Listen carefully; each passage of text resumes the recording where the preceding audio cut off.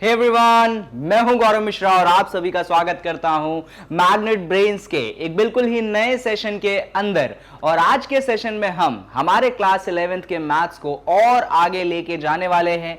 और इस particular video के अंदर हम हमारे चैप्टर नंबर 2 यानी कि रिलेशन एंड फंक्शन का बहुत ही इंपॉर्टेंट एक्सरसाइज, जिसको आप कहते हैं मिसलेनियस एक्सरसाइज, उसको सॉल्व करने वाले हैं।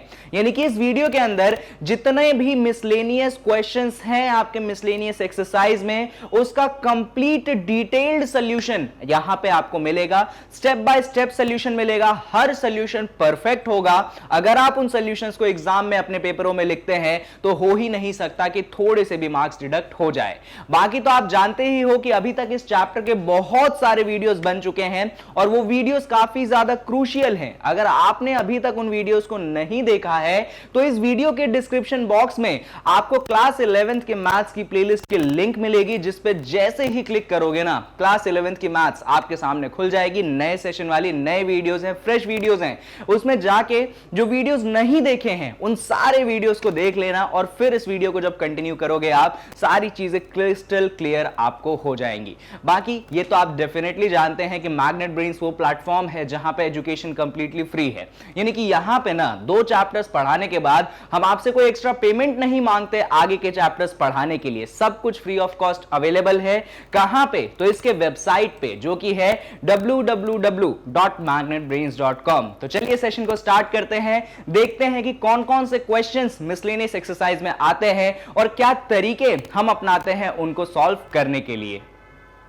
और ये रहा आपके सामने सबसे पहला सवाल। सवाल 1 कहता है the relation f is defined by fx। ये आपके फंक्शन फंक्शन नहीं, रिलेशन। ये हमने आपके रिलेशन को डिफाइन किया है, जिसका नाम हमने अभी के लिए fx रखा है। ये दूसरा रिलेशन gx आपके सामने डिफाइंड है। आपको शो करना है कि f जो है एक फंक्शन है और ये शो करना है कि g जो है एक फंक्शन नहीं है। जैसा कि आप जानते हो कि रिलेशन एक बहुत बड़ी चीज होती है और उसमें एक छोटा सा हिस्सा जो होता है वो फंक्शन का कहलाता है। इनफैक्ट मैंने आपको एक स्टेटमेंट बताया था, जो स्टेटमेंट कहता है कि ऑल फंक्शंस आर रिलेशंस। दुनिया में जितने फंक्शन हैं वो सब रिलेशन है, but all relations are not function. ये स्टेटमेंट आपको याद होगा, मैंने आपको बताया था जब मैं आपको रिलेशंस और फंक्शन इंट्रोड्यूस करवा रहा था। उसी स्टेटमेंट के बेसिस पे अगर मैं आपसे कहूं कि भाई यहां पे आपके सामने 2 रिलेशंस मैंने दिए हैं, क्या ये दोनों के दोनों फंक्शंस हो जाएंगे? हो भी सकता है, नहीं भी हो सकता है, क्योंकि अभी उन्होंने बोला है कि रिलेशन है, फंक्शन नहीं। हमको यह शो करना है कि जो f है ना वो एक फंक्शन है और g जो है वो एक फंक्शन नहीं है। अब ये शो कैसे करें? तो सबसे पहले अपन डिटेल में देखते हैं रिलेशन fx को। अगर आप रिलेशन fx को देखोगे तो आपका रिलेशन fx जो है 2 हिस्सों में डिवाइडेड है। ऊपर आपके पास x स्क्वायर है और यहां पे दिया गया है कि x जो है 0 से बड़ा है और यहां पे आपके वो 3 से छोटा है। इनफैक्ट वो 0 के इक्वल भी है और वो 3 के इक्वल भी है, ऐसा भी उसने दिया। जबकि यहां पे दूसरे पार्ट में उसने लिखा है कि आपका रिलेशन 3x है और आपका x जो है वो 3 से बड़ा है या बराबर है और वो 10 से छोटा है या बराबर है। क्या बात आती है कि ये रिलेशन फंक्शन है या नहीं है? देखो, अगर एक रिलेशन को फंक्शन बनाना है तो मैंने आपको कुछ कंडीशंस दी थी, मैंने आपको क्राइटेरिया बताया था। क्राइटेरिया ये था कोई भी रिलेशन फंक्शन तभी कहलाएगा जब एक एलिमेंट के डोमेन में 2 इमेज ना हो। यानी कि मैंने, अगर आपको एरो डायग्राम याद हो तो मैं ऐसे एक एरो डायग्राम बनाया करता था और मैं कहता था कि मान लो ये एक एलिमेंट है, कभी भी ऐसा नहीं होना चाहिए कि इससे ऐसे 2 एरो निकलने चाहिए, ये चीज पॉसिबल नहीं है।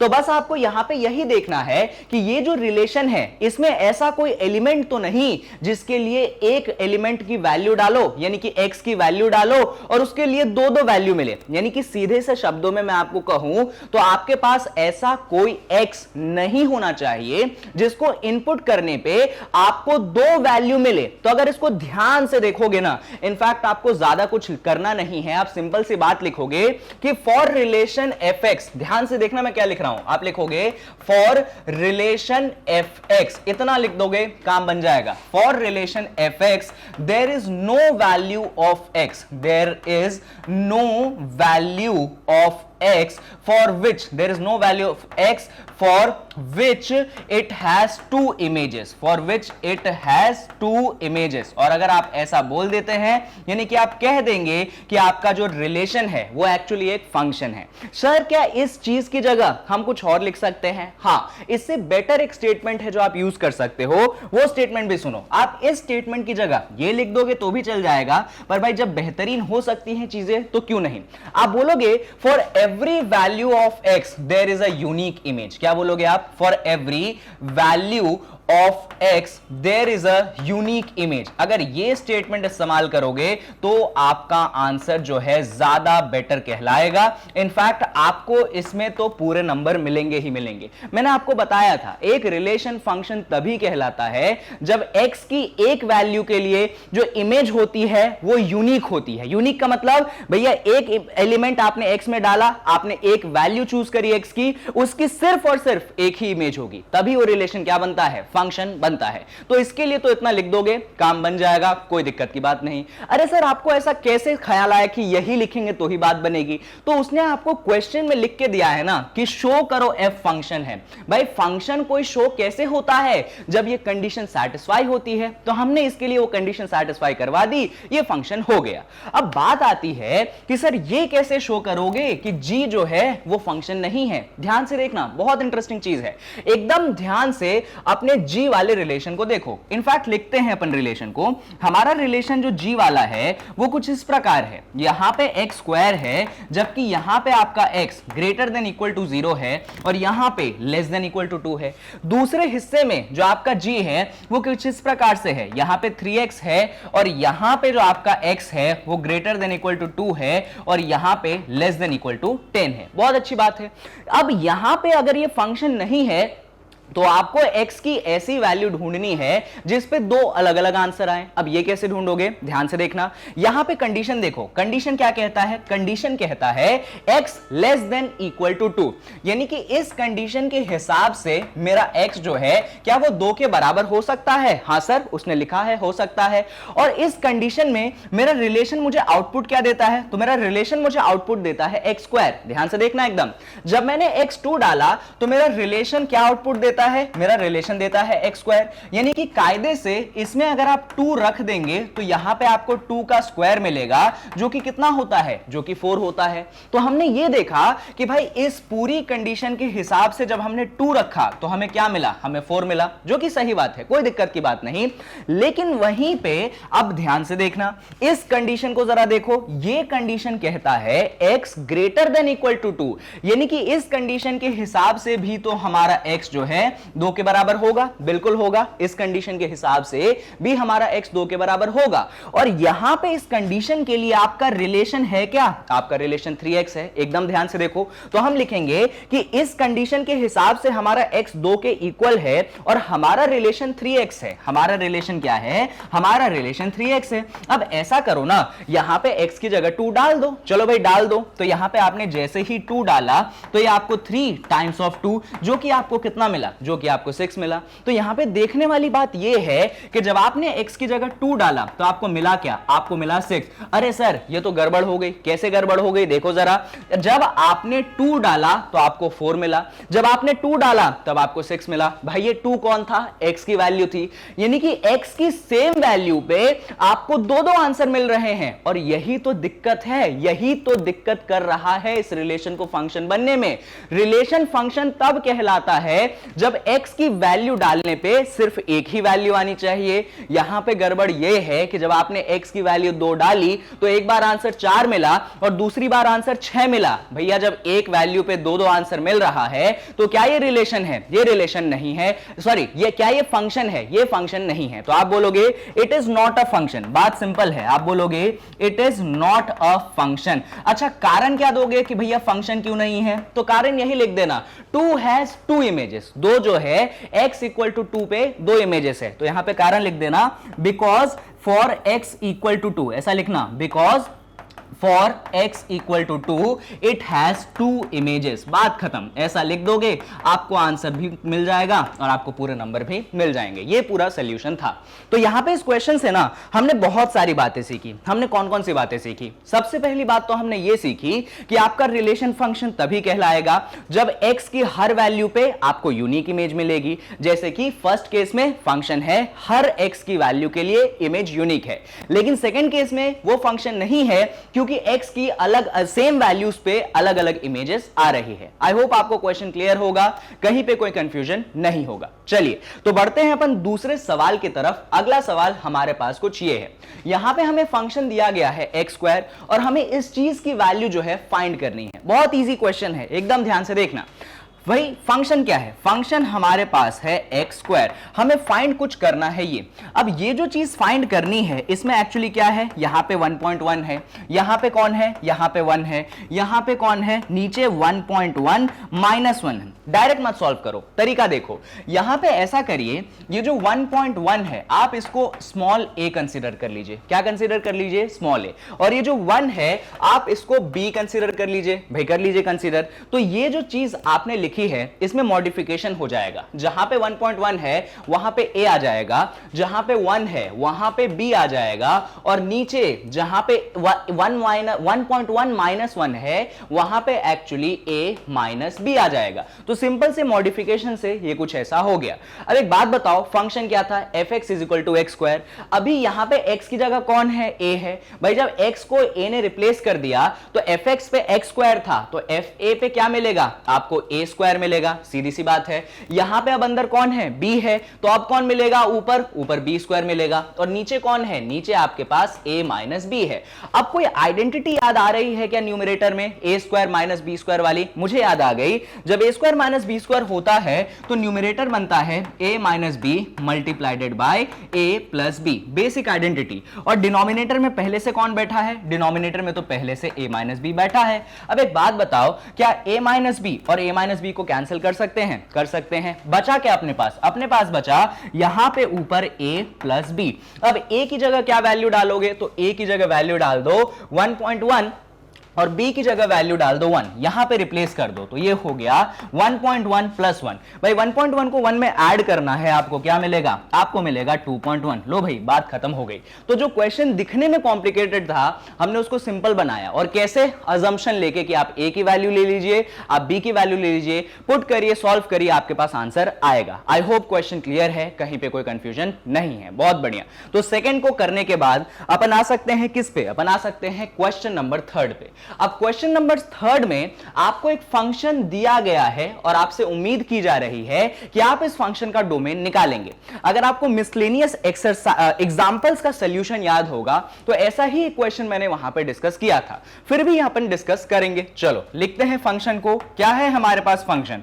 हमारे पास फंक्शन है x square plus 2x plus 1 और नीचे है हमारे पास x square minus 8x plus 12। ये कौन सा फंक्शन है? ये एक रैशनल फंक्शन है। रैशनल फंक्शन क्यों? क्योंकि यहां पे जो ऊपर वाली चीज है ये मेरा न्यूमरेटर है और जो नीचे वाली चीज है वो मेरा डिनोमिनेटर है। अगर आपको याद होगा दुनिया में जितने भी रैशनल फंक्शंस होते हैं उनके लिए जो डिनोमिनेटर होता है ना वो कभी भी जीरो नहीं होता। कौन जीरो नहीं होता? डिनोमिनेटर कभी भी जीरो नहीं होता। अच्छा, इसका मतलब यह है कि मेरा जो x square minus 8x plus 12 है वो जीरो के इक्वल नहीं होना चाहिए। बहुत अच्छी बात है। अब इसको अपन सॉल्व करेंगे किससे? मिडिल टर्म स्प्लिटिंग से। कैसे लगाओगे मिडिल टर्म स्प्लिटिंग? बहुत इजी है। ये जो माइनस 8x है इसको माइनस 6x, इसको माइनस 2x रख देते हैं। ये आपके पास प्लस 12 है, this will not be equal to 0। अब इसको थोड़ा सा और सॉल्व कर लेते हैं। आ जाओ यहां पे देखो, इन दोनों में से किसको कॉमन निकालेंगे? यहां से भी x कॉमन, यहां से भी x कॉमन। निकाल लो x को कॉमन। लो भाई निकाल लिया x को कॉमन। क्या बचा अंदर बचा आपके पास x माइनस 6। ठीक है भाई, यहां पे आप कॉमन निकाल लीजिए माइनस 2 को। किसको? -2 को।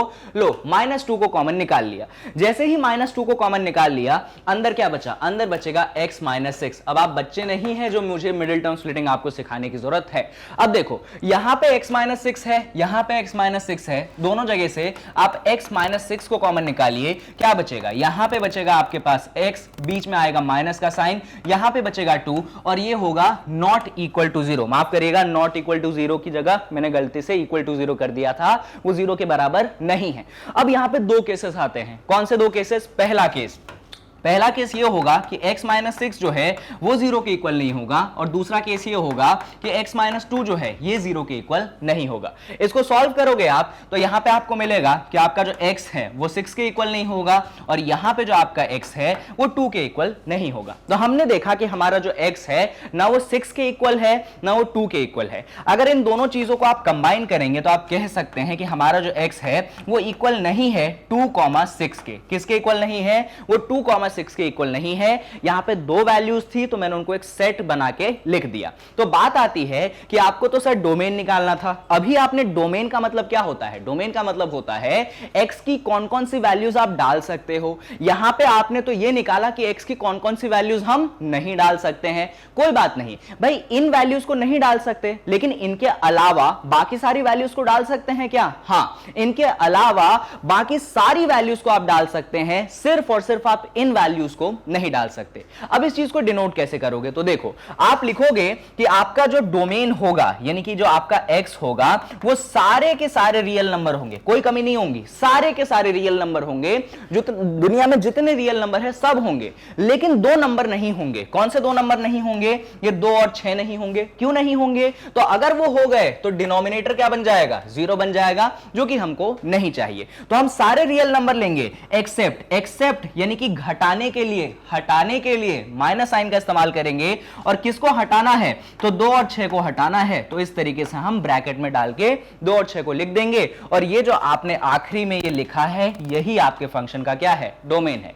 इस टाइप के क्वेश्चन बहुत ज्यादा कॉमन रहते हैं आपके एग्जाम में हमेशा। मुझे तो ऐसा लगता है कि ऐसा कोई 11वीं का पेपर नहीं देखा होगा जिसमें रिलेशन फंक्शन के डोमेन का उन्होंने क्वेश्चन पूछा और ये रैशनल फंक्शन वाला क्वेश्चन ना पूछा। क्वेश्चन हर बार अलग अलग हो सकता है, लेकिन जो कॉन्सेप्ट होता है यही लगता है कि जो आपका डिनोमिनेटर है वो कभी भी 0 के बराबर नहीं होना चाहिए। फटाफट इसका स्क्रीनशॉट ले लीजिए, लगे तो फटाफट कॉपी में लिख लीजिए। बढ़िया, चलो अच्छी बात है भाई। तो तीसरा क्वेश्चन भी अपन ने बहुत आसानी से हल कर दिया है और हम बढ़ सकते हैं अभी चौथे क्वेश्चन पे। तो चौथा क्वेश्चन हमें कहता है find the domain and the range of the real function f defined by. तो आपके पास एक फंक्शन है, आपको इसका डोमेन भी निकालना है और आपको इसका रेंज भी निकालना है। तो ध्यान से देखना, पहले बात करेंगे अपन हमेशा डोमेन की। अगर एक ही क्वेश्चन में डोमेन और रेंज दोनों का क्वेश्चन आता है, पहले डोमेन निकालो और बाद में रेंज निकालो। चलो आ जाओ, डोमेन की बात करेंगे। तो भाई फंक्शन क्या है? तो फंक्शन जो है आपके पास कुछ इस तरीके से है, अंडर रूट है और अंदर x - 1 है। तो अगर यहां पे आप डोमेन की बात करेंगे तो डोमेन के लिए कंडीशन ये होती है कि x की पॉसिबल वैल्यूज, कौन कौन सी वैल्यूज जो है आप x की यहां पे डाल सकते हैं। तो मैं यहां पे आपको थोड़े से इस फंक्शन के बारे में इंफॉर्मेशन दे देता हूं कि जब भी अंडर रूट का आप साइन देखते हैं तो समझ जाइएगा अंदर जो भी नंबर है अंदर जो भी नंबर है वो हमेशा ग्रेटर देन इक्वल टू 0 होगा। ये कंडीशन है, अंडर रूट के अंदर जो भी नंबर होगा वो हमेशा ग्रेटर देन इक्वल टू 0 होना ही होना चाहिए। तो यहां पे कौन सा नंबर है अंदर? भाई यहां पे जो अंदर वाला नंबर है वो है x - 1। तो x - 1 जो है वो क्या होना चाहिए? वो हमेशा ग्रेटर देन इक्वल टू 0 होना चाहिए इस कंडीशन के हिसाब से जो मैंने ऊपर बताई। अब इसको थोड़ा सा सॉल्व करते हैं। कैसे सॉल्व करोगे? तो जो -1 लेफ्ट हैंड साइड में है इसको राइट हैंड साइड में भेज दो। भाई भेज दो। तो आपने -1 को उस तरफ भेजा तो x क्या आया? ग्रेटर देन इक्वल टू 1 आया। सर क्या यही हमारा डोमेन है? जी हां, यही आपके फंक्शन का डोमेन है। जो x की वैल्यूज आप डाल सकते हैं वो डोमेन कहलाता है। तो क्या इस तरीके से लिख के आएंगे हम? नहीं, आप इस तरीके से नहीं लिखेंगे। एक बात बताओ, ये कहता है कि तुम्हारा x जो है ग्रेटर देन इक्वल टू 1 है। तो अगर मैं आपको इंटरवल सिंबल्स का मेथड दिखाऊं तो यहां पे 1 के इक्वल है तो 1 पे ऐसा ये वाला स्क्वायर वाला ब्रैकेट लगाऊंगा जो ये बताएगा कि मेरा 1 जो है इंक्लूडेड है। और मैं कहां तक जाऊंगा? 1 से बड़ा। 1 से बड़ा कहां तक? सर हमें नहीं मालूम कहां तक। जब तुम्हें नहीं मालूम कोई चीज तो क्या इस्तेमाल करते हो? तुम इस्तेमाल करते हो इंफिनिटी का। तो आप बोलोगे 1 से लेकर इंफिनिटी तक के सारे नंबर जो हैं आपके इस फंक्शन के डोमेन बन जाएंगे। इंफिनिटी हमने क्यों यूज किया? इंफिनिटी हमने इसलिए यूज किया क्योंकि हमें नहीं मालूम कि 1 से हमें कितनी दूर जाना है, 1 से हमें कितना बड़ा नंबर चूज करना है। तो जितना बड़ा अपन चूज कर सकते थे अपन ने चूज कर लिया। और दुनिया का सबसे बड़ा नंबर कौन? इंफिनिटी। कहां तक जाता है किसी को दुनिया में नहीं मालूम, ठीक है। तो इसीलिए फंक्शन का डोमेन क्या हो गया? 1 से लेकर इंफिनिटी हो गया। तो डोमेन तो बहुत आसान था। अब बात आती है कि सर इस फंक्शन का आप रेंज कैसे फाइंड करोगे? तो अभी डोमेन को लिखे रखो, क्या पता काम आ जाए। अभी आते हैं अपन रेंज पे। वापस से फंक्शन को लिखते हैं। हमारे पास जो फंक्शन है वो है अंडर रूट x माइनस 1। हमें क्या चाहिए? फंक्शन का रेंज चाहिए। जब भी आपको ऐसे केस में रेंज निकालना हो, बड़ा सिंपल सा तरीका होता है कि आप यहां पे लिखिए फंक्शन की जगह y। फंक्शन की जगह क्या लिखिए आप? फंक्शन की जगह आप लिख दीजिए y। लिख दिया आपने y, तो ये हो गया y is equal to x minus 1। हुआ कि नहीं हुआ? हाँ सर हो गया। अब y is equal to x minus 1 हो गया तो ऐसा करो -1 को इस तरफ भेज दो, राइट हैंड साइड से लेफ्ट हैंड साइड में। तो ये हो जाएगा y plus 1 is equal to x। हो गया क्या? बिल्कुल सही बात है। तो y plus 1 is equal to x। अब इसको कैसे सॉल्व करोगे? आप इसको लिख सकते हो कि आपके पास जो x की वैल्यू है वो होगी y प्लस 1। क्या लिख सकते हो आप लिख सकते हो कि जो x की वैल्यू होगी वो होगी y प्लस 1। इसमें थोड़ी सी गड़बड़ हो गई, एक स्टेप छूट गया, बस इतना छूटा कि यहां पे जो अंडर रूट वाला साइन था वो मैंने छोड़ दिया था। तो पहले अपने को यहां पे अंडर रूट वाला साइन हटाना चाहिए। अब अंडर रूट वाला साइन कैसे हटाओगे? भूल जाओ जो अभी तक मैंने किया, वापस इधर देखो। क्या यहां पे जो fx है उसकी जगह अपन क्या रखेंगे? उसकी जगह अपन y रखेंगे। बस इतना अपन करेंगे जब भी रेंज निकालना हो। अब जो राइट वाला साइड है उधर क्या है? उधर है अंडर रूट x माइनस 1। जो अंडर रूट का साइन है ना उसको राइट से लेफ्ट की तरफ भेज दो। तो जैसे ही अंडर रूट को राइट से लेफ्ट की तरफ भेजोगे तो y जो है क्या हो जाएगा? y का स्क्वायर होगा। सही बात है भाई, अंडर रूट जब उस तरफ से इस तरफ आता है तो स्क्वायर बनाता है। तो यहां पे y स्क्वायर हो गया। जबकि इस तरफ क्या बचा? इस तरफ बचा आपके पास x माइनस 1। अब क्या करिए, इस -1 को राइट से लेफ्ट की तरफ भेज दीजिए। तो आपने -1 को उस तरफ से इस तरफ भेज दिया तो ये हो गया y square plus 1 is equal to x। हो गया क्या? हाँ सर हो गया। अब देखना जरा ध्यान से, इसका मतलब x की जो वैल्यू है वो है आपके पास y स्क्वायर प्लस 1। कोई परेशानी? ये किसकी वैल्यू है? ये आपके पास x की वैल्यू है y स्क्वायर प्लस 1। पर एक बात बताओ मुझे, आपका x कौन था? वो तो sir greater than equal to 1 था। भाई यहां पे हमने देखा था, इसको मत देखो इसको देखो, यहां पे हमने देखा था कि हमारा जो x था वो ग्रेटर देन इक्वल टू 1 था। देखा था क्या? हाँ देखा था। अभी हमारा x जो है वो क्या है? y स्क्वायर प्लस 1 है। ये भी सही बात है। तो हम x की जगह क्या लिख सकते हैं? y square plus 1 greater than equal to 1 लिख सकते हैं क्या? लिख सकते हैं। एक बात बताओ, इस तरफ भी 1 है उस तरफ भी 1 है, तो क्या मैं 1 और 1 को कैंसिल कर दूं? कर सकते हैं, कर दिया कैंसिल। तो y स्क्वायर की वैल्यू क्या बची? Greater than equal to 0। बात खत्म।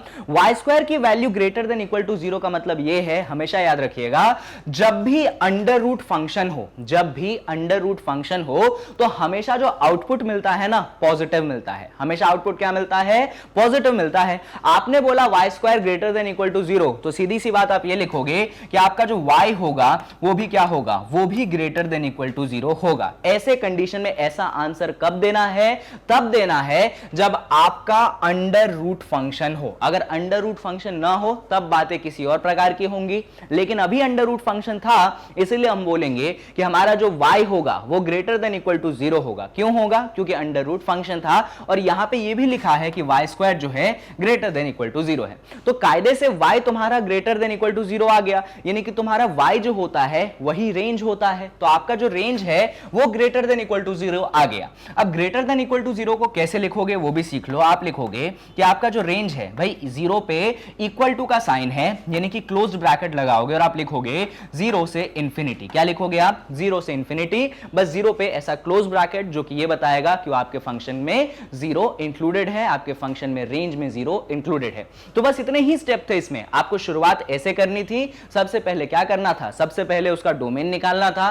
डोमेन निकालने के बाद रेंज के लिए फंक्शन की जगह y रख देना, सॉल्व करना, आपको आंसर मिल जाएगा। बस एक बात याद रखना कि जब भी अंडर रूट फंक्शन होता है हमेशा रेंज में 0 से इंफिनिटी ही आता है, जहां पे 0 जो होता है इंक्लूडेड होता है। क्लियर है? चलो बहुत अच्छी बात है। ये फोर्थ क्वेश्चन अपन ने यहां पे सॉल्व कर लिया। अब फोर्थ क्वेश्चन के बाद बारी आती है किस क्वेश्चन की, आपके क्वेश्चन नंबर 5 की। क्वेश्चन नंबर 5 में भी आपको इस गिवन फंक्शन का डोमेन निकालना है और आपको इस गिवन फंक्शन का रेंज निकालना है। तो डोमेन अपन फटाफट निकालेंगे, ध्यान से देखना। अगर आपको डोमेन निकालना है तो पहले तो फंक्शन लिखो कि आपका जो फंक्शन है वो क्या है, वो है आपके पास मॉड ऑफ x - 1। दिख गया क्या? हाँ सर दिख गया। अब इस फंक्शन को सॉल्व कैसे करोगे, तो सुनो, डोमेन का मतलब होता है x की वो वैल्यूज जो आप इसके अंदर डाल सकते हो। तो क्या आपको ऐसा लगता है कि कोई ऐसी वैल्यू है x की जो अंदर डाल दोगे तो गड़बड़ हो जाएगी? नहीं, x की जो चाहो वो वैल्यू डाल सकते हो। अब यहां पे कंफ्यूजन थोड़ा सा ये हो जाता है कि सर आपने जो ये वाले साइन यूज किए हैं, इन साइंस का मतलब क्या है? तो ये जो साइन यूज किया है मैंने, इसका मतलब होता है मॉड्यूलस। क्या मतलब होता है इसका मतलब होता है मॉड्यूलस। और मॉड्यूलस का मतलब बहुत सिंपल सी चीज होती है।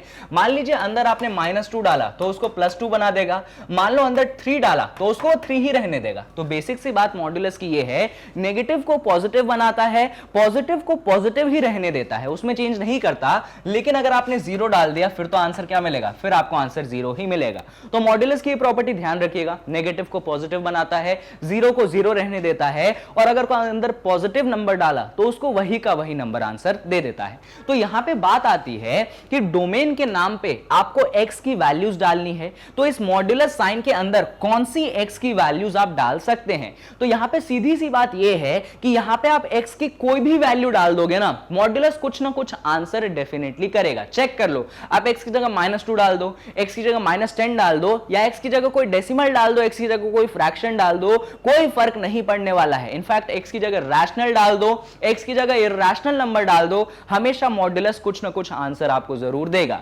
यानी कि अगर मैं यहां पे डोमेन की बात करूं तो मैं सिंपल सी बात लिखूंगा कि मेरे फंक्शन का जो डोमेन है, क्योंकि कोई लिमिटेशन नहीं है भैया, सारा के सारे रियल नंबर हो जाएंगे। रियल नंबर का मतलब है कि मेरा जो डोमेन है वो -इंफिनिटी से +इंफिनिटी तक हो जाएगा। अच्छा ये बात मालूम है ना, जब भी आप इंफिनिटी सिंबल का यूज करते हैं, चाहे वो -इंफिनिटी हो या वो +इंफिनिटी हो, हमेशा ओपन ब्रैकेट्स का यूज किया जाता है, कभी भी क्लोज्ड ब्रैकेट का यूज नहीं किया जाता। तो यहां पे अपन ने डोमेन को निकाल लिया। अब बात आती है कि सर इस फंक्शन के रेंज को आप कैसे निकालोगे। रेंज निकालना बहुत इंटरेस्टिंग काम है, ध्यान से समझना, एकदम ध्यान से समझना, एकदम ध्यान से।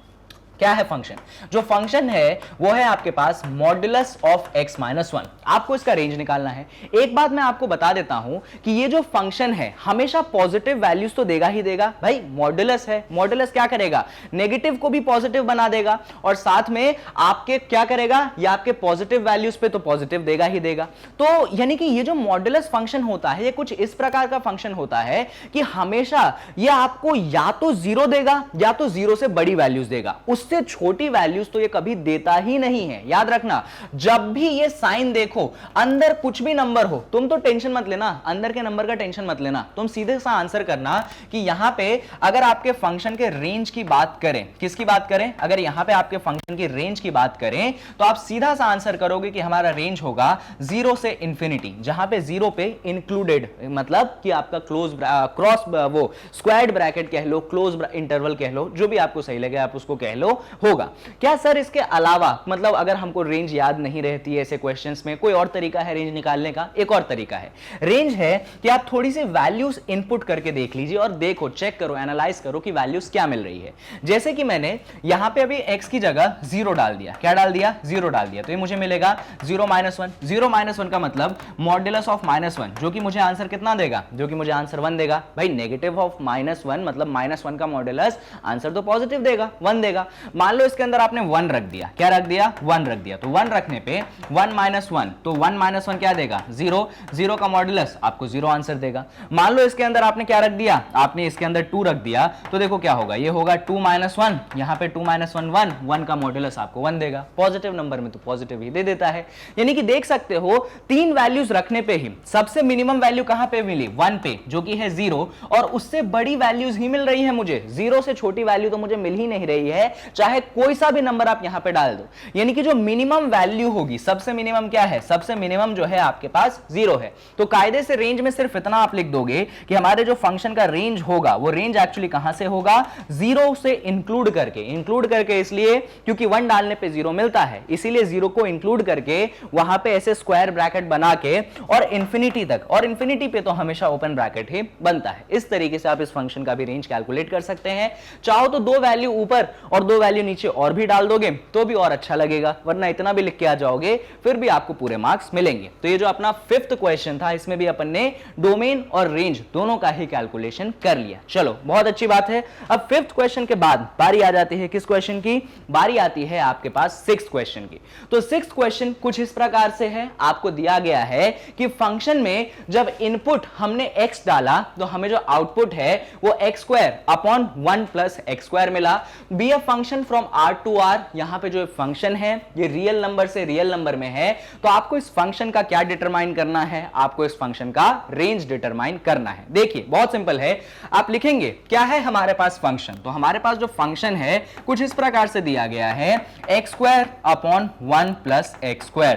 अगर आपको इस फंक्शन का रेंज डिटरमाइन करना है ना, तो मैं हमेशा सिखाता हूं कि फंक्शन की जगह आप y को रख दीजिए। तो आप लिखोगे कि आपका जो y होगा वो होगा x² अपॉन 1 प्लस x²। क्या होगा आपका y, आपका जो y होगा वो होगा x² अपॉन 1 प्लस x²। अब बारी आती है इसको सॉल्व करने की। कैसे सॉल्व करोगे, तो जैसे नॉर्मल नंबर्स लेके सॉल्व करते हो ना आप, क्रॉस मल्टीप्लाई वगैरह LHS से RHS, वैसे सॉल्व करो। चलो सॉल्व करते हैं।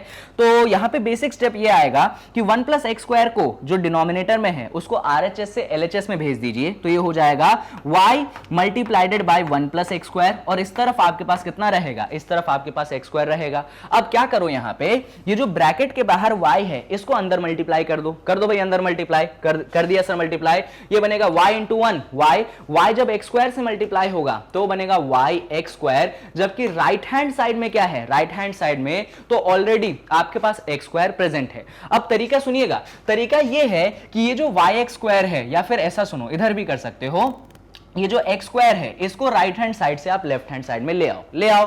तो आप ये क्या लिखोगे, ये लिखोगे y, ये हो जाएगा y(x² minus x² is equals to क्या, इज इक्वल्स टू 0। सिंपल सी बात है। अब क्या करिए, यहां पे x² और यहां पे x², दोनों x² को क्या ले लीजिए, कॉमन ले लीजिए। तो आपने दोनों जगह से x² को कॉमन ले लिया, अंदर क्या बचा, अंदर बचा y माइनस 1 इक्वल टू 0। अब इसको थोड़ा सा अरेंज कर दो। अरेंज कैसे करोगे अब वो देख लो।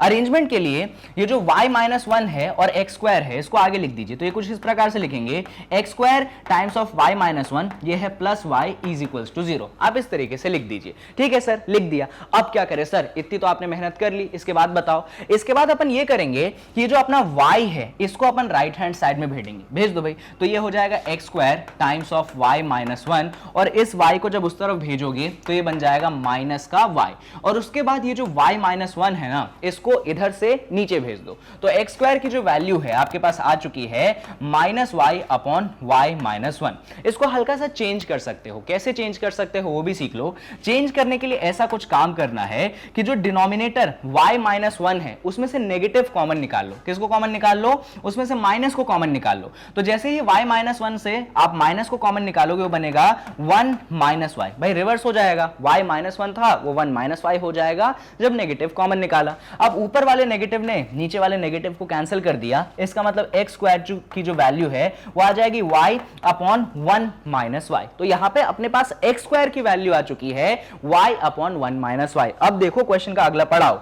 तो अभी हमने देखा कि हमारे पास x² की वैल्यू है y अपॉन 1 माइनस y। अगला स्टेप ये है कि आप सिंपल सा लिखोगे, यार x का होल स्क्वायर है, क्या है, x का होल स्क्वायर है। x का जो होल स्क्वायर होता है हमेशा ग्रेटर देन इक्वल टू 0 होता है। ये तो हम जानते हैं ना कि जब भी आप किसी नंबर का होल स्क्वायर करते हो या तो वो 0 के बराबर होगा या तो वो 0 से बड़ा होगा। अभी x² क्या है, अभी जो x² है वो है y अपॉन 1 माइनस y, यानी कि यहां पे अपन ये बोलेंगे कि हमारा जो y अपॉन 1 माइनस y है वो ग्रेटर देन इक्वल टू क्या होगा, 0 होगा। बस अब हमें इसे सॉल्व करना है, हमारा जो रेंज है आ जाएगा। अब इसको सॉल्व कैसे करोगे वो देख लो। तो इसको सॉल्व करने के लिए कुछ बेसिक सी बातें हैं जो आपको ध्यान रखनी चाहिए। लिए सबसे बेसिक स्टेप जो मैं यहां पे कर सकता हूं, मैं ये कर सकता हूं कि देखो नीचे कौन है, नीचे 1 माइनस वाई है, तो इसको रिवर्स कर दो। रिवर्स करने के लिए क्या करो, नीचे से माइनस साइन को कॉमन निकाल लो। जब नीचे से माइनस साइन को कॉमन निकालोगे तो अंदर क्या बचेगा, अंदर बचेगा y माइनस 1। अभी थोड़ी देर पहले भी रिवर्स किया था, वो इसलिए किया था जिससे अच्छा दिखे, अभी वापस से रिवर्स कर रहा हूं जिससे क्या हो रहा है, जिससे मैं चीजों को सॉल्व कर पाऊं। सॉल्व वैसे भी हो जाएगा पर मैं सिंपल तरीके से सॉल्व करने के लिए अंदर से माइनस को कॉमन निकालूंगा। अब इस माइनस को नीचे लिखने की जगह मैं ऊपर लिख देता हूं, बिल्कुल लिख सकते हैं। तो नीचे लिखने की जगह ऊपर लिख दोगे तो ये बनेगा minus y upon y minus 1 greater than equal to 0। कहां भेज दिया, नीचे से अपन ने ऊपर भेज दिया, तो बन गया minus y upon y minus 1 greater than equal to 0। अब सुनो, अब इधर नेगेटिव है, इधर तो ग्रेटर देन इक्वल टू 0 है, यानी कि दोनों तरफ माइनस का मल्टीप्लाई कर दो। क्या कर दो, दोनों तरफ माइनस का मल्टीप्लाई, लेफ्ट हैंड साइड में भी और राइट हैंड साइड में भी। जब लेफ्ट हैंड साइड में आपने माइनस का मल्टीप्लाई किया तो ये बनेगा y अपॉन y माइनस 1। क्या बनेगा, जो नेगेटिव चीज थी वो किस में कन्वर्ट हो जाएगी, वो पॉजिटिव चीज में कन्वर्ट हो जाएगी, बिकॉज आपने माइनस का मल्टीप्लाई किया है। लेकिन यहां पे एक और चीज होगी, जब भी आप कभी भी किसी नेगेटिव नंबर से मल्टीप्लाई करते हो तो जो इनइक्वालिटी का साइन होता है वो रिवर्स हो जाता है। तो जो ग्रेटर देन इक्वल टू 0 थी वो अभी हो जाएगी लेस देन इक्वल टू 0। क्यों हुई, अच्छा 0 में माइनस मल्टीप्लाई करने का कोई फर्क नहीं पड़ा। 0 में तुमने माइनस मल्टीप्लाई किया, भैया 0 इंटू एनीथिंग इज 0, तो वो तो खत्म हो गया। लेकिन ये वाला साइन जो है, ये वाला साइन इसलिए बना क्योंकि दोनों तरफ अपन ने नेगेटिव से मल्टीप्लाई किया। तो अब जो है ना, हमें इस चीज को यहां पे सॉल्व करनी है। अब इस चीज को सॉल्व करने का तरीका होता है वेवी कर्वी मेथड, या फिर उसको नंबर लाइन मेथड भी बोलते हैं। अब वो सीख लो क्या मेथड होता है। तो तरीके में अपन ये बोलेंगे कि यार अपने को ये चीज क्या चाहिए, अपने को ये चीज चाहिए लेस देन इक्वल टू 0। ये चीज लेस देन इक्वल टू 0 कब मिलेगी, तो इसके लिए हम बनाएंगे एक नंबर लाइन। क्या बनाएंगे, हम बनाएंगे एक नंबर लाइन, और इस नंबर लाइन पे हम बनाएंगे कुछ पॉइंट्स। अब कौन से पॉइंट्स बनाएंगे, तो सुनो, ऊपर क्या है, ऊपर है y, तो यहां पे आप बोलोगे y इज इक्वल टू 0, बोल दिया आपने। और नीचे क्या है, नीचे है y माइनस 1, तो आपने बोल दिया y माइनस 1 इक्वल टू 0, यानी कि इसको सॉल्व करके आपको y कितना मिल गया, 1 मिल गया। तो यहां पे y की दो वैल्यूज मिली, एक वैल्यू 0 मिली और एक वैल्यू क्या मिली, 1 मिली। ये कैसे सॉल्व करके मिला, या आपके जो ये नंबर्स थे, ये जो टर्म्स थे, न्यूमरेटर और डिनोमिनेटर दोनों को 0 के बराबर रखने से। अब यहां पे एक बात ध्यान रखना जो मैं बाद में बताऊंगा, अभी नहीं, पर जो नंबर्स आए हैं उनको नंबर लाइन पे प्लॉट कर दो। एक है 0 और एक आया है 1।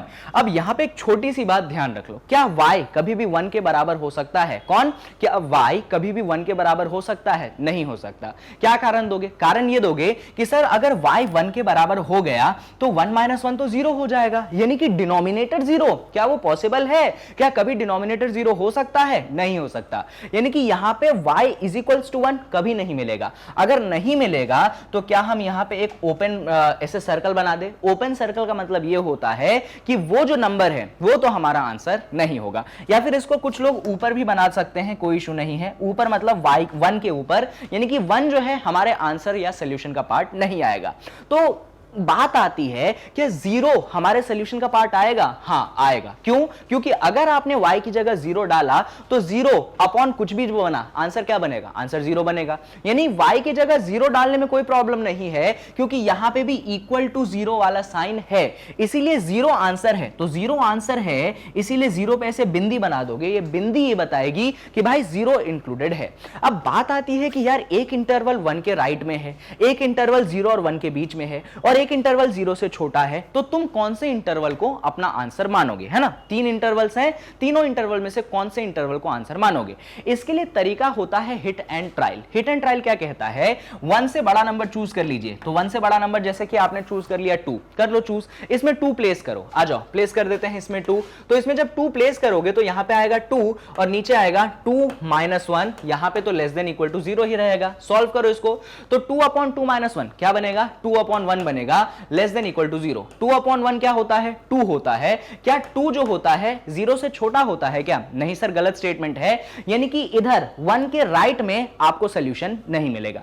अब एक बचता है 0 से इधर और दूसरा बचता है 0 से 1 के बीच में। तो मैं डायरेक्ट आंसर बता देता हूं, अगर 0 से छोटा नंबर आपने चूज किया, जैसे कि आपने यहां पे -1 चूज किया, तो अगर -1 प्लेस करोगे ना तो वापस आपको ऐसा ही एक फॉल्स स्टेटमेंट मिलेगा। तो इधर भी आंसर नहीं, इस तरफ भी आंसर नहीं, कहीं चेक कर लीजिएगा, यानी कि आंसर कहां आएगा, आंसर आएगा 0 से 1 के बीच में। आंसर कहां आएगा, 0 से 1 के बीच में। अब 0 पहले ही इंक्लूडेड है, 1 एक्सक्लूडेड है, यानी कि आप जो है एक ऐसी लाइन खींच देंगे और ये जो लाइन आप खींचेंगे यही आपके इस क्वेश्चन का आंसर देगा। तो फाइनल आंसर क्या लिखोगे, आप फाइनल आंसर लिखोगे कि यार 0 इंक्लूडेड है, 1 जो है एक्सक्लूडेड है। 0 इंक्लूडेड है यानी कि इस तरीके से 0 पे अपन ने ऐसा स्क्वायर ब्रैकेट बना दिया, 1 एक्सक्लूडेड है यानी कि इस तरीके से 1 पे अपन ने ओपन ब्रैकेट बना दिया, और ये जो आपके सामने आया यही आपके फंक्शन का क्या है, यही आपके फंक्शन का रेंज है। तो ये पूरा तरीका है आपके इस फंक्शन के रेंज को निकालने का।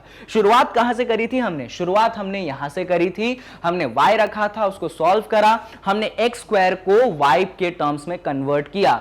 कन्वर्ट करने के बाद हमने बोला कि यार कन्वर्ट हो गया, उसके बाद तुम्हारा x स्क्वायर जो है वो ग्रेटर देन इक्वल टू 0 आना चाहिए, तुमने ग्रेटर देन इक्वल टू 0 कर दिया और उसको फिर सॉल्व किया। वहां पे बस एक छोटा सा स्टेप अपन ने खूबसूरत बनाने के लिए किया था, जिससे वो खूबसूरत बन जाए, और जब एक बार वो खूबसूरत बन गया था उसके बाद अपन ने क्या किया, पहले उन नंबर्स को चूज कर लिए जो अपने आंसर हैं, जैसे कि 0 आंसर है, 1 आंसर नहीं है, और फिर 3 इंटरवल्स अपने बच गए। अब उन 3 इंटरवल्स को चेक करा कि कौन सा इंटरवल आंसर है, तो अगला ये वाला इंटरवल आंसर नहीं था क्योंकि 2 डालने पे फॉल्स आया, और मैंने डायरेक्ट बता दिया कि अगर 0 से छोटा इंटरवल चूज करते, जैसे कि -1 चूज करते ना, तो इधर वाला इंटरवल भी आंसर नहीं आता। यानी कि फाइनल इंटरवल जो बचा वो बचता है 0 से 1 का, और 0 इंक्लूडेड 1 एक्सक्लूडेड, यानी कि 0 पे स्क्वायर ब्रैकेट 1 पे ओपन ब्रैकेट। इस तरीके से आप इस टाइप के क्वेश्चंस के फंक्शन का रेंज निकालते हैं। अगर स्क्रीनशॉट लेना है तो इस चीज का भी ले लीजिए, अभी ले लिया तो हटा देते हैं, और इस चीज का भी ले लीजिए, और अगर इसका भी ले लिया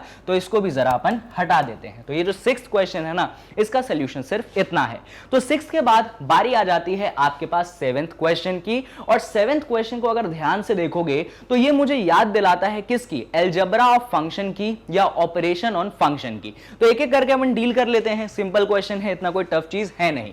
तो यहां पे आपको दिया गया है कि आपके पास फंक्शन f है और फंक्शन g है, फंक्शन x दिया गया है, क्या दिया गया है, फंक्शन x जो है वो दिया गया है आपको x प्लस 1, जबकि फंक्शन g जो है वो आपको दिया गया है 2x माइनस 3। बहुत अच्छी बात है। सबसे पहले आपको फाइंड करना है f plus g। f plus g का मतलब क्या होता है, f प्लस g का मतलब होता है कि यहां पे आप फंक्शन x को और फंक्शन g को दोनों को क्या करोगे, दोनों को ऐड करोगे। कर दो भाई दोनों को ऐड। फंक्शन x क्या है, फंक्शन x है x प्लस 1, फंक्शन g क्या है, वो है 2x माइनस 3। आपने दोनों को ऐड किया, ये x है ये 2x है। एक बात बताओ, x प्लस 2x कितना होता है, सर 3x होता है, और 1 माइनस 3 कितना होता है, -2 होता है। यानी कि आपने f प्लस g दोनों को क्या कर दिया, दोनों को ऐड कर दिया। अब दूसरी बात आती है आपके पास कि आपको f माइनस g निकालना है। अब f माइनस g कैसे निकालोगे, f माइनस g का मतलब है फंक्शन x और फंक्शन g का सब्सट्रैक्शन। यानी कि क्या मतलब है, इसका मतलब है आप फंक्शन x में से फंक्शन g को घटा दोगे। जल्दी से फंक्शन x को ढूंढो, ये रहा फंक्शन x, लिख के रखा है मैंने x प्लस 1, बहुत बढ़िया। अच्छा फंक्शन g को ढूंढो, फंक्शन g ये रहा 2x माइनस 3, तो minus of 2x minus 3। Solve कर दें इसको, चलो सॉल्व करते हैं। ये हो जाएगा आपके पास x प्लस 1, माइनस को अंदर भेज दो तो माइनस 2x हो गया, माइनस 3 में माइनस मल्टीप्लाई हुआ तो प्लस 3 बन गया। अब इसको सॉल्व किया हमने, तो यहाँ पे x है, यहाँ पे माइनस 2x है, तो x माइनस 2x आपको माइनस x मिलेगा, 1 प्लस 3 आपको 4 मिलेगा, यानी कि आंसर आपको मिल गया है माइनस x प्लस 4। तो ये आपने फंक्शन का सब्सट्रैक्शन भी निकाल लिया, डिफरेंस भी निकाल लिया। अभी तीसरे पोर्शन में उन्होंने बड़ी सिंपल सी बात बोली, f अपॉन g निकाल के दिखा दो। f अपॉन g का मतलब कुछ नहीं, ये है function x upon function g। ठीक है, फंक्शन x क्या है जल्दी बताओ, फंक्शन x आपके पास ये रहा x प्लस 1, तो यहां पे आप रख देंगे x प्लस 1। फंक्शन g क्या है, फंक्शन g जो है आपके पास रहा 2x माइनस 3, तो आपने यहां पे रख दिया 2x माइनस 3। क्या कुछ यहां पे सर सोचने की जरूरत है, हाँ यहां पे कुछ सोचने की जरूरत है। क्या यहां पे ये सोचने की जरूरत है कि ये जो फंक्शन लिखा है सर आपने, इसमें न्यूमरेटर है और इसमें डिनोमिनेटर है, क्या कभी भी डिनोमिनेटर 0 के इक्वल हो सकता है, नहीं हो सकता। यानी कि ये जो डिनोमिनेटर आपने चूज किया है, जो कि कौन है, जो कि 2x माइनस 3 है, ये कभी भी 0 के इक्वल नहीं हो सकता। अब इसको सॉल्व करोगे तो मैं डायरेक्ट सॉल्व करके बताता हूं कि आपका जो x है वो कभी भी 3/2 के इक्वल नहीं होगा। तो जब भी आप ऐसे फंक्शन का क्वेश्चन कोएफिशिएंट निकालते हो या उनको डिवाइड करते हो तो हमेशा याद रखना डिवाइड करने के बाद आपका जो डिनोमिनेटर बचेगा उसको हमेशा नॉट इक्वल टू 0 लिख के और x की वैल्यू निकाल के बैठना, तब आपका जो है आंसर कंप्लीट माना जाएगा। बाकी अपन ने तीनों ही पार्ट सॉल्व कर दिए, एडिशन भी निकाल दिया, सब्सट्रैक्शन भी निकाल दिया और उनका जो है अपन ने डिवीजन भी निकाल दिया। कुछ भी नहीं छोड़ा है ऐसा जो आपको एग्जाम में पूछा जाए और आपसे ना बने। ये जो लास्ट वाला पार्ट था ना, इसमें जो मैंने डिनोमिनेटर को नॉट इक्वल टू 0 लिखा, इसको आप जरूर से लिखिएगा क्योंकि ये लिखने पे आपको हाफ मार्क्स मिलेंगे, नहीं लिखोगे नंबर नहीं मिलेंगे। चलो तो अपना एग्जांपल नंबर से क्वेश्चन नंबर 7 खत्म हुआ है, किसका? अपने मिसलेनियस एक्सरसाइज का। और अभी बारी आती है आपके पास क्वेश्चन नंबर 8 की। तो क्वेश्चन नंबर 8 कुछ इस प्रकार है कि आपको एक फंक्शन जो है रोस्टर फॉर्म में दिया गया है, यानी कि उस फंक्शन के एलिमेंट्स आपको दिए गए हैं और आपको बोला गया है कि फंक्शन जो है इंटीजर से इंटीजर में है। आपको फंक्शन को डिफाइन किया गया है ax प्लस b के रूप में और आपसे बोला जाता है कि भैया a और b को जो है डिटरमाइन करो। बहुत आसान है। यहां पे देखो, सबसे पहले तो अपन लिखते हैं कि फंक्शन का रोस्टर फॉर्म है क्या। तो फंक्शन का जो रोस्टर फॉर्म है वो कुछ इस प्रकार से दिया गया है 1,1, यहां पे दिया गया है 2,3, यहां पे है 0,-1, ये है -1,-3। ये फंक्शन का क्या है? रोस्टर फॉर्म है। अच्छा, फंक्शन कैसे डिफाइंड है? फंक्शन डिफाइंड है आपके पास ax प्लस b से। अच्छा, क्या इसको सॉल्व करने का कोई तरीका है? इसके एलिमेंट्स में छुपा है। जैसे कि अगर इस एलिमेंट को आप पकड़ लो, किस एलिमेंट को? 1,1 को। भाई 1,1 का मतलब समझते हो? 1,1 का मतलब ये है कि जब आपने ये 1 जो है ना, ये बेसिकली x की वैल्यू है। जो आगे वाला रहता है ऑर्डर्ड पेयर में वो आपके x यानी कि इनपुट की वैल्यू रहती है और जो पीछे वाला नंबर रहता है वो आपके पास fx की वैल्यू रहती है। ठीक है, यानी कि 1 जो है इनपुट है और आउटपुट क्या है? वो भी 1 है। इस तरीके से याद रखना ऑर्डर्ड पेयर का मतलब। तो अगर आप इस फंक्शन के रेफरेंस में इस पॉइंट की बात करेंगे तो ऐसा करिए, अभी इसमें 1 डाल दीजिए। जैसे आपने x की जगह क्या डाला? आपने x की जगह 1 डाला। अब x की जगह 1 अगर लेफ्ट में डाल रहे हो तो राइट में भी डालोगे, तो भाई राइट में भी डाल दो 1, तो ये हो जाएगा a टाइम्स ऑफ 1 और ये हो जाएगा आपके पास क्या? प्लस का b। सिंपल सी बात है। इसको सॉल्व करते हैं। अच्छा, f ऑफ 1 क्या मिलेगा? f ऑफ 1 जो है पीछे वाली जो चीज है ना, वो आपके पास f ऑफ 1 की वैल्यू है।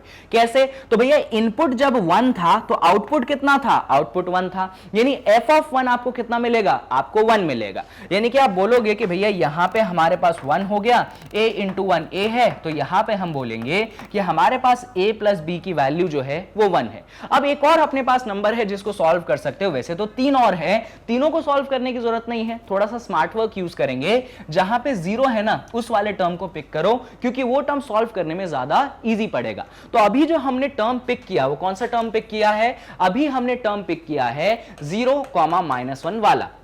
इस टर्म के हिसाब से जो 0 है वो बेसिकली x की वैल्यू है और ये जो -1 है ये बेसिकली आपके फंक्शन की वैल्यू है या आपके फंक्शन का आउटपुट है। यानी कहने का मतलब ये है कि जो आपके पास फंक्शन है ax प्लस b, इसमें अगर आप डाल देते हैं x बराबर 0, क्या डाल देते हैं? इसमें x बराबर 0 डाल दो भैया, डाल दो, तो ये हो गया f ऑफ 0, ये हो गया a times of 0 plus b। आपने 0 डाला है, ठीक है, आपने यहां पे 0 डाला x की जगह 0, ये हो गया a times of 0 plus b। अच्छा, f ऑफ 0 कितनी वैल्यू देगा? तो मैंने पीछे ही बता दिया, जो वैल्यू पीछे मिलती है वही आपके फंक्शन का आउटपुट होता है। यानी 0 डालने पे आउटपुट कितना मिला? -1 मिला। अच्छा, a मल्टीप्लाइडेड बाय 0 कितना मिलेगा? सर 0 मिलेगा, 0 प्लस b हो गया। इसको सॉल्व किया हमने तो -1 इज इक्वल टू b, तो b की वैल्यू कितनी मिली? आपको -1 मिली। b की वैल्यू कितनी मिली? आपको -1 मिली।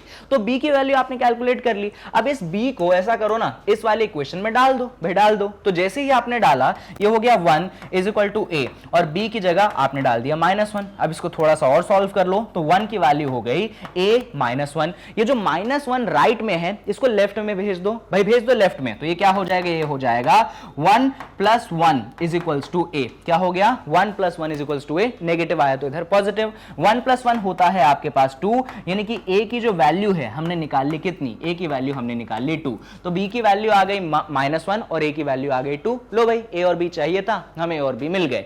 इनफैक्ट इनफैक्ट उन्होंने बोला था कि ए और बी इंटीजर्स होने चाहिए थे, तो ए और बी जो है दोनों के दोनों इंटीजर हैं, ए -1 है आप सॉरी A2 है और बी जो है आपके पास -1 है। कौन सा क्वेश्चन है खत्म? क्वेश्चन नंबर 8 जो है आपका हो चुका है खत्म। बहुत बढ़िया, तो मिसलेनियस में 8 सवाल तो अपन ने खत्म कर दिए और अब बारी आ जाती है अपने पास 9वें सवाल की, 9th क्वेश्चन की। तो 9th क्वेश्चन कुछ इस प्रकार से है, अगेन आपको एक रिलेशन दिया गया है। क्या रिलेशन दिया गया है? ये रिलेशन जो है नेचुरल से नेचुरल नंबर में दिया गया है और रिलेशन कुछ इस प्रकार से आपके सामने डिफाइंड है। ठीक है, रिलेशन बड़ा इंटरेस्टिंग है। आपको बताना है कि ये जो नीचे वाली चीजें हैं ये ट्रू है या ये चीजें फॉल्स है। तो अपन एक एक करके बात करेंगे। पहले अपन बात करेंगे रिलेशन की कि रिलेशन क्या है। तो अगर ध्यान से रिलेशन को देखोगे तो रिलेशन में बोला गया है कि मान लो a, b जो है आपके रिलेशन का एलिमेंट है। a, b जो क्या है? आपके रिलेशन का एलिमेंट है। तो a, b आपके रिलेशन का एलिमेंट तभी है जब a बराबर b स्क्वायर है। जब क्या है? जब आपका a बराबर b स्क्वायर है। ये कंडीशन सैटिस्फाई होनी चाहिए ऑर्डर्ड पेयर के बीच में, तभी वो चीज आपके रिलेशन के एलिमेंट मिलेगी। यानी कि जो पहला एलिमेंट है ऑर्डर्ड पेयर का, वो बेसिकली आपके दूसरे एलिमेंट का क्या होना चाहिए? दूसरे एलिमेंट का होल स्क्वायर होना चाहिए। ऐसा होगा तभी आपका ये रिलेशन क्या होगा? सैटिस्फाई होगा। अगर ऐसा नहीं होता है तो आपका रिलेशन जो है सैटिस्फाई नहीं होता है। तो अब इसी बेसिस पे अपने को बात करना है कि फर्स्ट, सेकंड, थर्ड में से कौन सा ट्रू है, कौन सा फॉल्स है।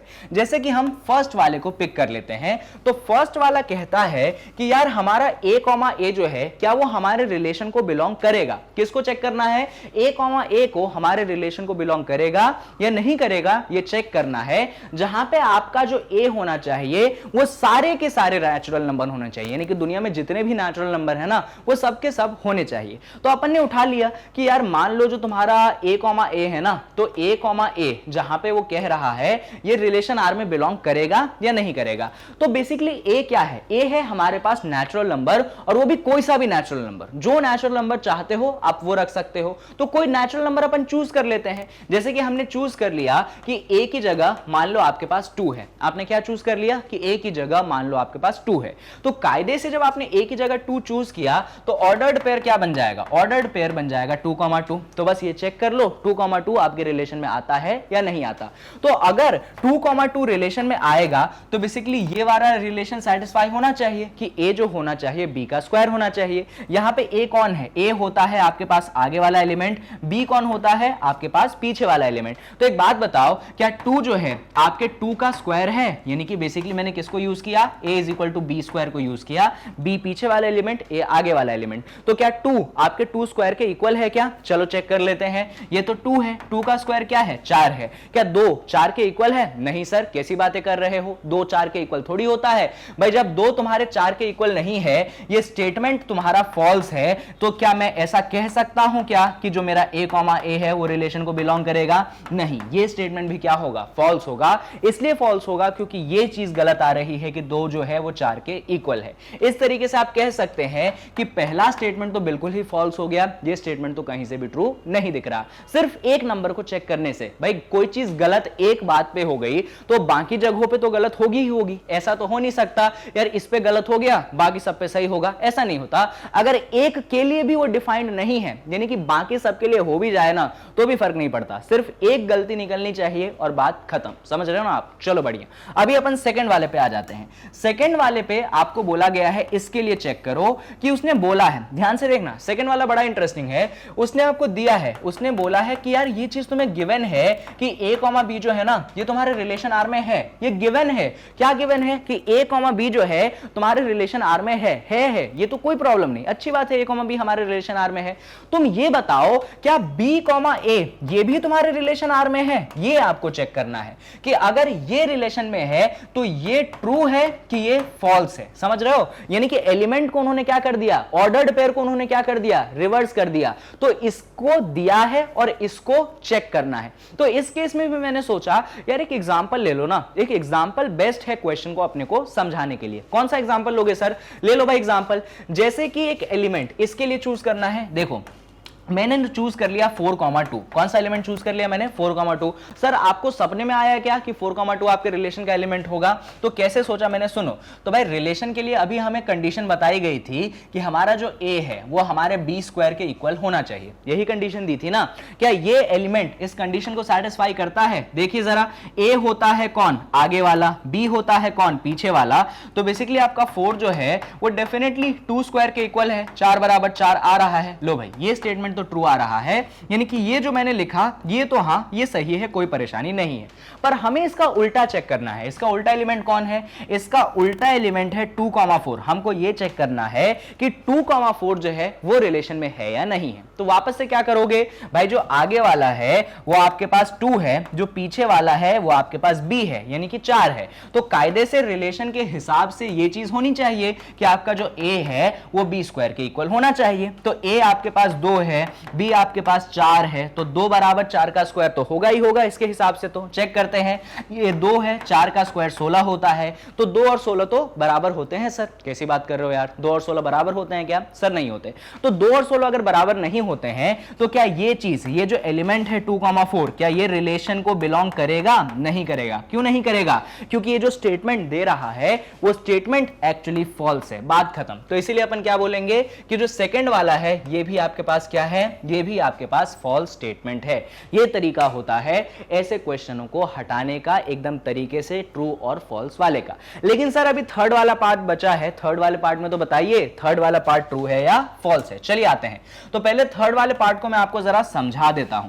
थर्ड वाला पार्ट ये कहता है कि मान लीजिए a, b जो है आपके रिलेशन r को बिलोंग करता है, और मान लीजिए कि आपका b, c जो है ये भी आपके रिलेशन r को बिलोंग करता है। उसने बोला है ये दोनों चीजें गिवन है। अभी मालूम है उसने क्या बोला? ये दोनों चीजें आपकी गिवन है। कौन सी दोनों चीजें आपकी गिवन है? कि a, b ये भी रिलेशन r को बिलोंग करता है, b, c ये भी आपके रिलेशन r को बिलोंग करता है, और बोल रहा है चेक करो। किसके लिए चेक करने को बोल रहा है इस बार? इस बार वो बोल रहा है चेक करने के लिए a, c के लिए। तो ये बताना है कि ये जो स्टेटमेंट आपने यहां लिखा ना ये ट्रू है या ये फॉल्स है। कोई बात नहीं, जो चीजें गिवन है पहले अपन उस पे बात करते हैं, ठीक है। सबसे पहले क्या गिवन है? सबसे पहले तो ये गिवन है कि a, b जो है आपके रिलेशन r को बिलोंग करता है।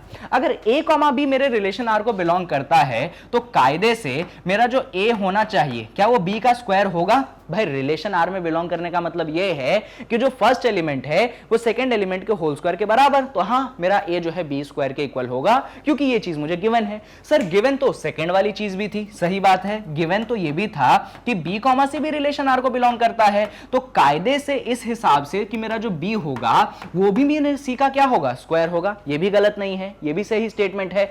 अब इन दोनों स्टेटमेंट को अपने को करना है कंबाइन। क्या करना है? अपने को कंबाइन करना है। चलो आ जाए कंबाइन करते हैं। तो हम ये देख सकते हैं, एकदम ध्यान से देखना मैं कैसे कंबाइन करूंगा। हम ये देख सकते हैं कि हमारा जो b है वो किसके इक्वल है? वो हमारे c स्क्वायर के इक्वल है। और हम ये देख सकते हैं कि हमारा जो a है वो हमारे b स्क्वायर के इक्वल है। तो मैं लिखूंगा यार, इसको ऐसा लिख दो ना, a is equal to b का होल स्क्वायर। क्या लिख दो इसको? a is equal to b का होल स्क्वायर। b स्क्वायर है तो b का होल स्क्वायर। और b की जगह क्या मैं c स्क्वायर को रख सकता हूं? हाँ सर, b की जगह आप c स्क्वायर को रख सकते हैं, उसमें कोई परेशानी तो है नहीं। तो b की जगह मैंने c स्क्वायर को रख दिया, तो कायदे से ये हो गया c स्क्वायर का स्क्वायर। क्या हो गया ये? c स्क्वायर का स्क्वायर। अब एक बात बताओ, किसी नंबर का एक बार स्क्वायर होने के बाद स्क्वायर करते हो तो कायदे से तुम्हें मिलेगा क्या? तुम्हें मिलेगा c की पावर 4, यही मिलेगा ना। c पे पहले से ही 2 है और उस पे तुमने एक 2 का पावर और चढ़ा दिया है, तो 2 दूनी 4, यानी कि आपको मिलेगा a बराबर c की पावर 4। अच्छा, a बराबर c की पावर 4 आ गया, यानी कि a, c क्या रिलेशन r में बिलोंग कर गया? अरे नहीं भाई, कैसे? तो अगर a, c आपके रिलेशन r में बिलोंग करता, अगर ऐसा होता तो हम कह सकते थे कि जो a होता वो c का स्क्वायर होता। a क्या होता? c का स्क्वायर होता। क्या यहां पे a जो है c का स्क्वायर आ रहा है क्या? नहीं सर, a c का स्क्वायर तो नहीं आ रहा है। तो आ क्या रहा है? a c की पावर 4 आ रहा है। मतलब वो जो अपना रिलेशन है, वो जो अपना डेफिनेशन है, वो यहां पे सेटिस्फाई नहीं होता है। ये जो है अपने को नहीं मिल रहा है a बराबर c स्क्वायर, ये फॉल्स आ रहा है। अब ये फॉल्स आ रहा है, इसका मतलब क्या? इसका मतलब ये है कि आपका जो a, c है ये भी आपके रिलेशन में बिलोंग नहीं करेगा। सिंपल से स्टेप्स हैं, अगर इतने सिंपल से स्टेप आपको समझ में आते हैं तब जाके आपका 9th क्वेश्चन होता है। एक बार और सुन लीजिए, समझ लीजिए। यहां पे हमने बोला ये गिवन था, ये गिवन था, ये गिवन था तो हमने बोला a बराबर b स्क्वायर, ये गिवन था तो हमने बोला b बराबर c स्क्वायर। ऐसा कैसे बोल दिया? तो रिलेशन में गिवन था कि ऑर्डर्ड पेयर अगर आपका a b है तो फर्स्ट वाला एलिमेंट है वो आपके सेकंड वाले एलिमेंट का होल स्क्वायर है, ऐसा गिवन था, इसलिए मैंने ऐसा बोला। अब चेक करना था किसके लिए? a कॉमा c के लिए, तो मैंने बोला यार इन दोनों स्टेटमेंट को कंबाइन कर दो। जब आपने इन दोनों स्टेटमेंट को कंबाइन किया तो आपका जो a है वो c की पावर 4 आया। अरे भाई अगर a और c रिलेशन r में बिलोंग करता तो आपका जो a आता वो c का होल स्क्वायर आता, जो कि नहीं आया। जो नहीं आया है यानी कि a कॉमा c आपके रिलेशन r को तो बिलोंग नहीं करता, और अगर a कॉमा c आपके रिलेशन को बिलोंग नहीं करता है इसका मतलब जो थर्ड वाला स्टेटमेंट है वो स्टेटमेंट भी क्या है? फॉल्स है। और यहां पे नीचे है जस्टिफाई और आंसर इन ईच केस, तो ये जो इतनी मेहनत की है वो जस्टिफिकेशन ही तो है, टाइम पास थोड़ी किया है मैंने। यानी कि आपका मिसलेनियस का 9th क्वेश्चन यहां पे होता है खत्म। और अपन थोड़ा सा और आगे बढ़ सकते हैं किस क्वेश्चन पे? अपन बढ़ सकते हैं क्वेश्चन 10th पे। अब क्वेश्चन 10th जो है ये अगेन बहुत इंटरेस्टिंग क्वेश्चन है। यहां पे क्या चेक करना है, क्या चीजें दी गई हैं, चलिए देखते हैं। तो आपको दिया गया है एक सेट ए वाला सेट क्या दिया गया है? ये वाला सेट दिया गया है 1, 2, 3, 4। एक सेट आपके पास बी वाला दिया गया है जो कि दिया गया है 1, 5, 9, 11, 15, 16। बहुत अच्छी बात है। और यहां पे आपको एक रिलेशन एफ दिया गया है और आपको बताना है कि एफ जो है ए से बी में रिलेशन है कि नहीं है, एफ जो है ए से बी में फंक्शन है कि नहीं है। ये दोनों चीजें क्या करनी है? आपको यहां पे बतानी है। चलिए देखते हैं। तो पहले चेक कर लेते हैं अपन किस केस के लिए? पहले चेक कर लेते हैं कि भाई वो ए से बी में रिलेशन है या नहीं है। चलिए, अगर ये रिलेशन होगा, जैसे कि हमको चेक करना है कि भाई अगर ये f नाम का रिलेशन a से b में है तो उसके जितने भी एलिमेंट्स हैं, क्या एलिमेंट्स है f में? f में एलिमेंट्स है आपके पास 1, 5, ठीक है, फिर है आपके पास 2, 9, फिर है आपके पास 3, 1, फिर है आपके पास 4, 5 और फिर है आपके पास 2, 11, ठीक है। तो बस ये देख लो कि इसके जो आगे वाले एलिमेंट है जैसे कि 1, 2, 3, 4 और 2, यही हो गए। ये आने कहां से चाहिए? ये आने चाहिए ए से। और जो पीछे वाले एलिमेंट्स है कहां से आने चाहिए? ये आने चाहिए बी से। तो पहले वाले एलिमेंट में कौन कौन है? पहले वाले एलिमेंट में अगर देखोगे तो 1 है, 2 है, 3 है, 4 है और 2 वापस से लिखने की जरूरत नहीं है। क्या ये सब ए में प्रेजेंट है? 1, 2, 3, 4, हाँ भाई सब प्रेजेंट है, बहुत अच्छी बात है।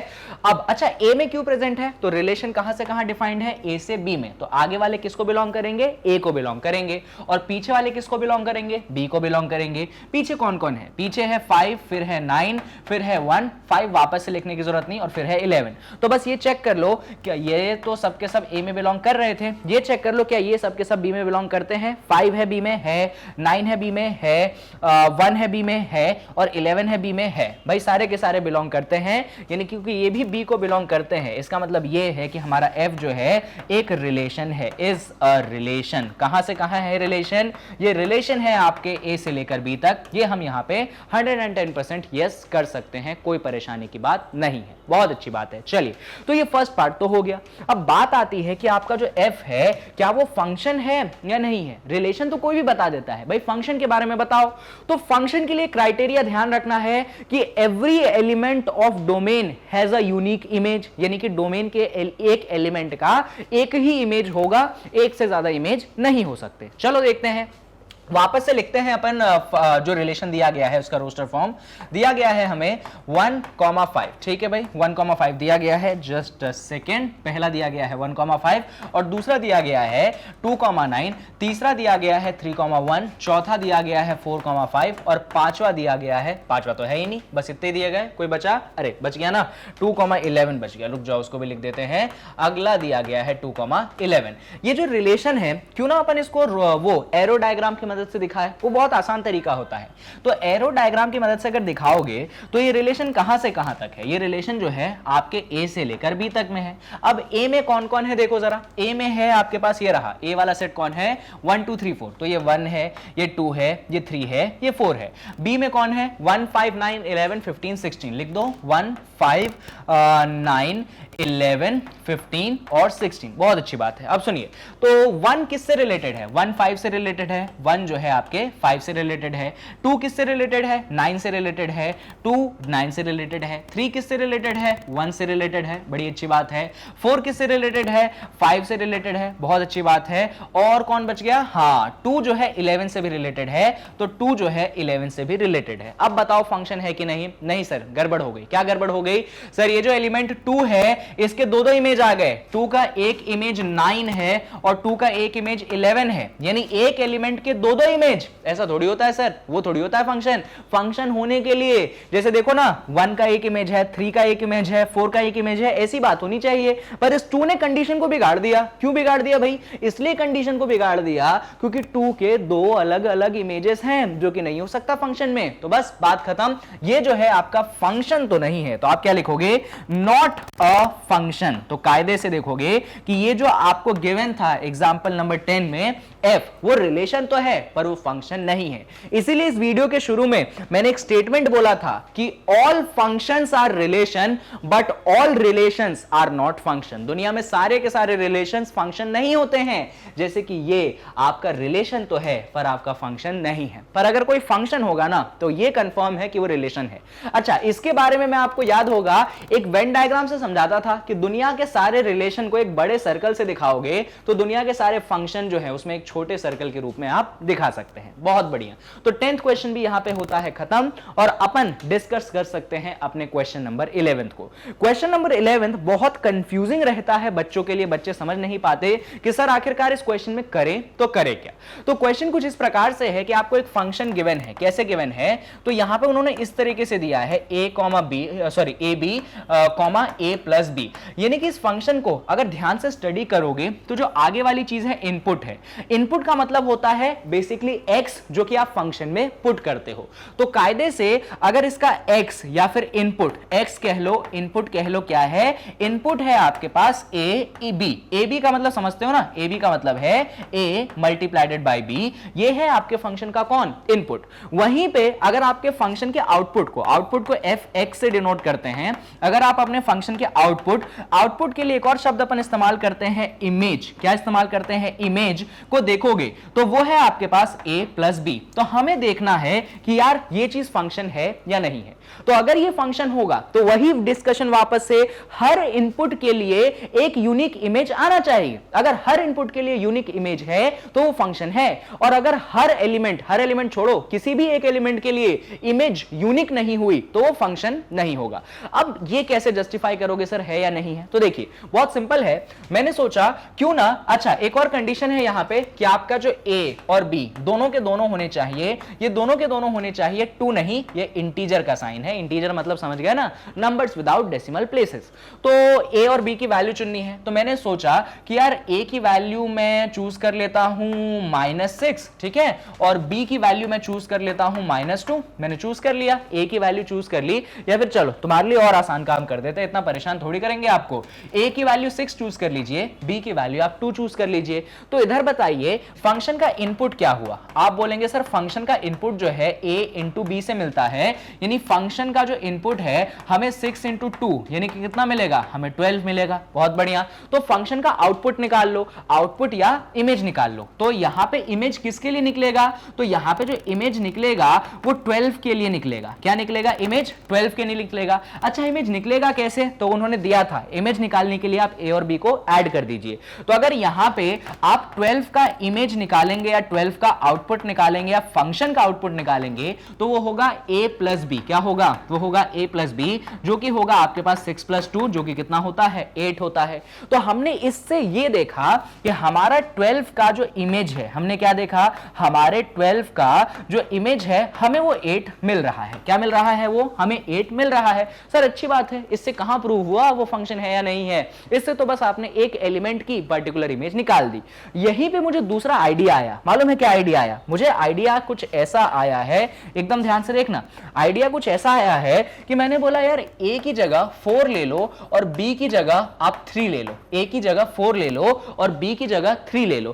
तो यहां पे इनपुट क्या होगा, यहां पे इनपुट क्या होगा, सर इनपुट हमें मिलता है a इंटू बी, यानी कि इनपुट आपको मिलेगा 4 इंटू 3, यानी कि इनपुट तो सर यहां पे भी 12 हो गया। लास्ट केस में भी आपका इनपुट 12 था जब आपने 6 और 2 लिया था a की वैल्यू, और यहां पे जब आपने a की वैल्यू 4 और 3 ली तो यहां पे भी इनपुट कितना आया, 12 आया, सही बात है।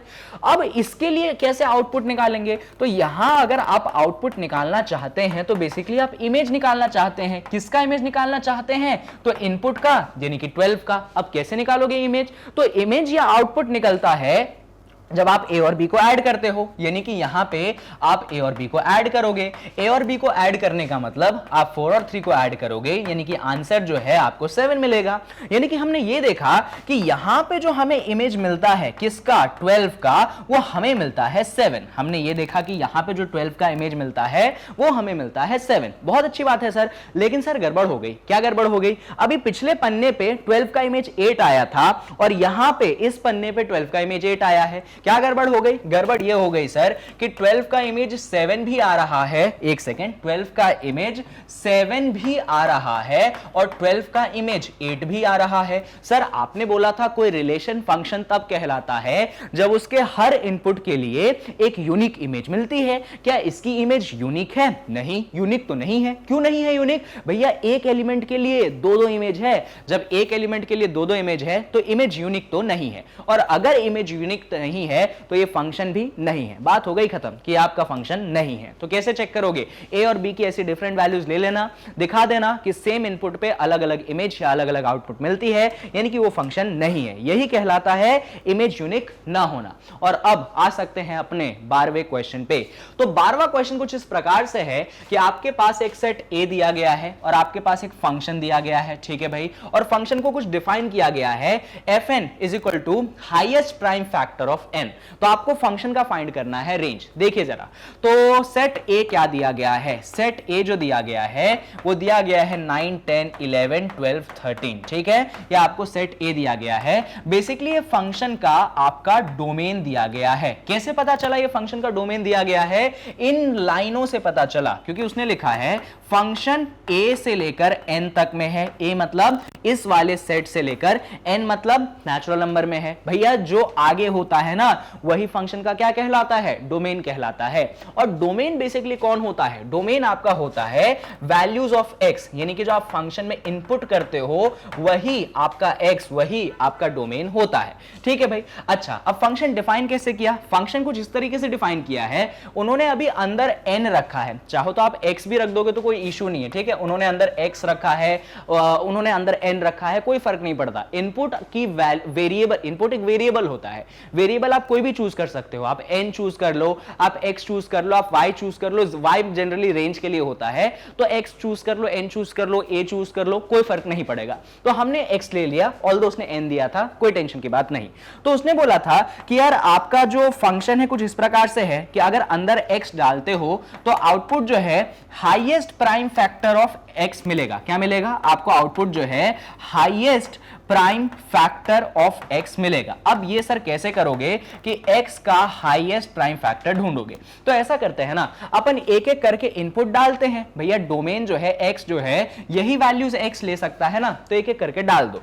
जैसे कि आपने यहां पे सबसे पहले 9 डाल दिया, मुझे एक बात बताओ 9 का सबसे बड़ा प्राइम फैक्टर कौन है, प्राइम फैक्टर समझते हो ना, प्राइम नंबर वो नंबर होता है जिस नंबर का दो ही फैक्टर होते हैं, एक तो 1 और एक तो वो खुद, और 9 के फैक्टर ढूंढने हैं जो कि प्राइम होने चाहिए और वो भी सबसे बड़ा। तो जितना मुझे लगता है और जितना आपको भी आता होगा कि 9 का सबसे बड़ा प्राइम फैक्टर जो है वो 3 है। अब मैं अंदर नहीं जाने वाला हूं कि प्राइम नंबर्स क्या होते हैं और हाईएस्ट प्राइम नंबर कैसे निकाला मैंने, इतना मैं अंदर नहीं जाऊंगा, आप 11वीं के बच्चे हो, ठीक है।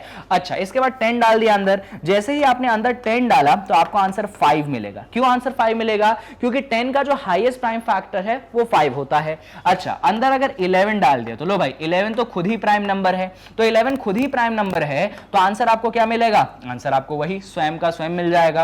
अब अंदर आपने 12 डाल दिया तो 12 का हाईएस्ट प्राइम फैक्टर ढूंढना है, तो 12 के जो प्राइम फैक्टर्स होते हैं वो होते हैं 3 2 6 2 12, यानी कि 3 2 और 2 होते हैं, यानी हाईएस्ट जो है आपको यहां पे 3 मिल जाएगा, बहुत अच्छी बात है। और फाइनली जब अंदर आप 13 डालोगे तो आंसर आपको 13 मिल जाएगा, बिकॉज 13 क्या है, एक खुद ही प्राइम नंबर है। यानी कि हमने हमने ये देखा कि जो हमारे आउटपुट हैं वो है 3, 5, 11, 3, 13। क्या है?